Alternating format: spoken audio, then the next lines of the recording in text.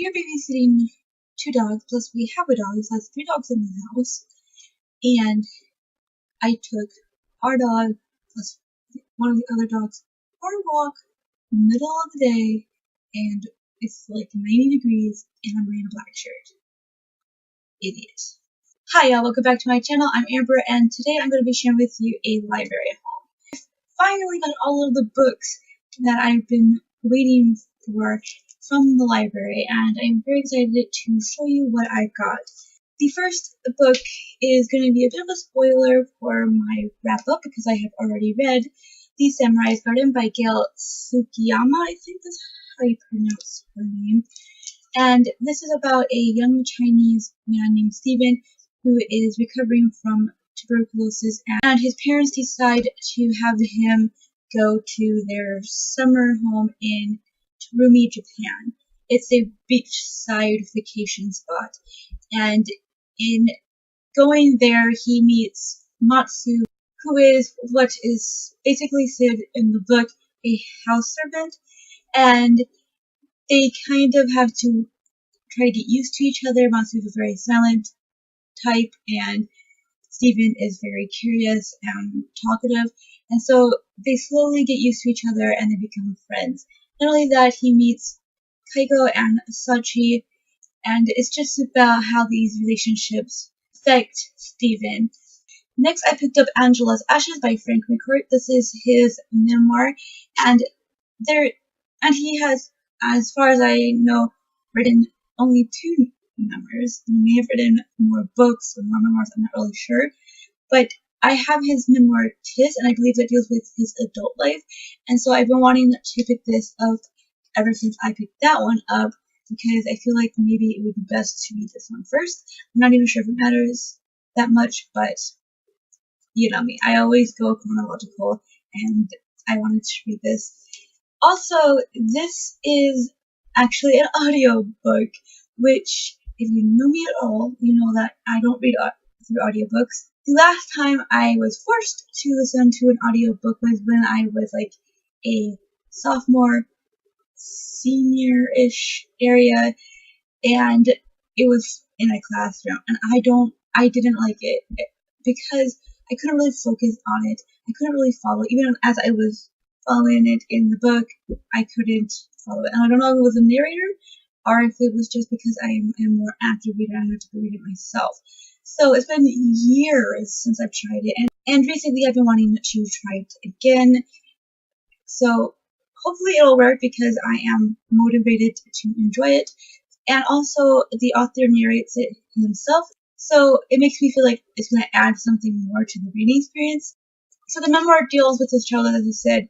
It also is about how it also deals, I feel, more with his parents and how it affects his childhood. So his parents are Irish immigrants. The father drinks away the money a lot of the times, and the mother, Angela, has to try to find ways to keep them floating and surviving. And Frank McCourt has to drag his father home a lot from the pubs, and it's just all about survival for him, I think.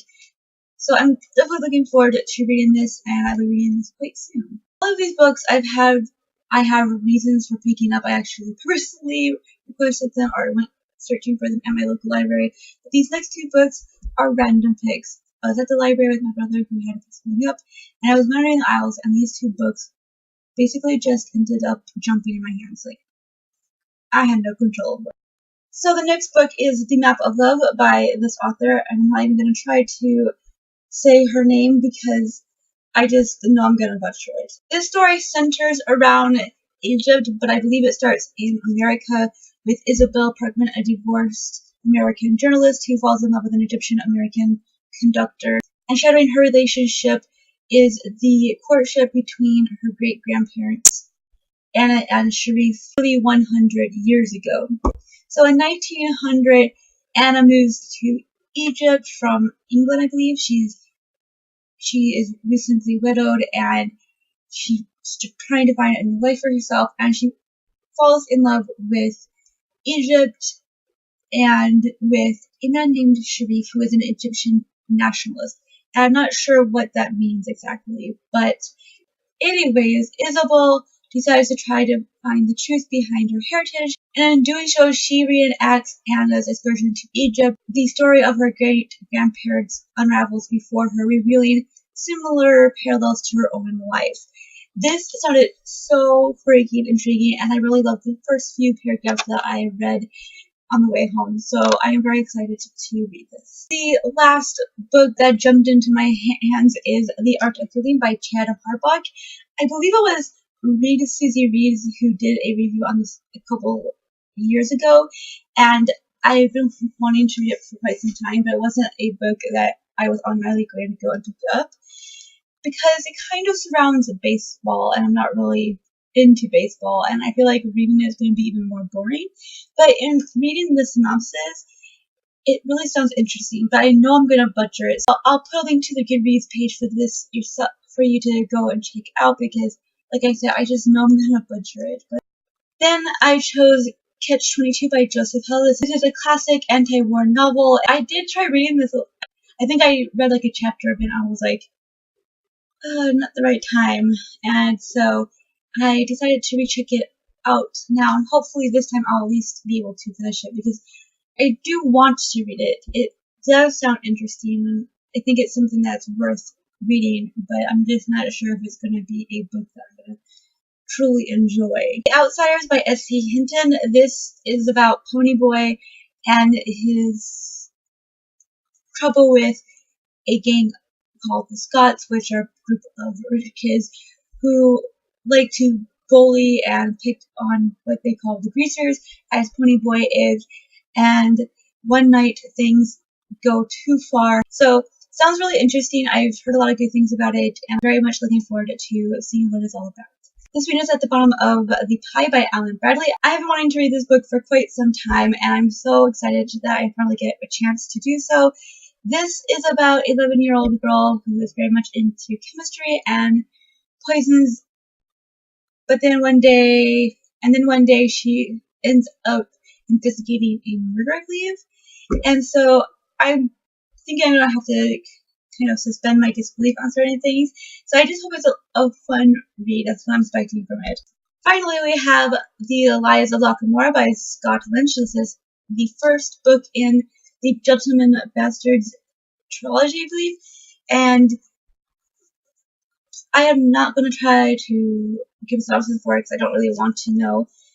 All I know is it is about a group of thieves, Robin Hood style, which I don't really think you can consider it Robin Hood at all, but I've heard such good things about it. I've been very much looking forward to getting my hands on it, and I'm not really sure about this because it's an advanced reading copy, which means it's an uncorrected proof, and it makes me a little bit worried about what I'm going to be getting into, especially with the fact that the published version is probably a bit different, maybe even with the style of things. Like, I don't know, and so I'm a little bit worried, but I am still going to read it, and if I do enjoy it, I will definitely buy it and read it again, and hopefully it won't be as much different. So these are all the things that I picked up. Tell me down below if you've read any of these, or if any of them sound interesting to you.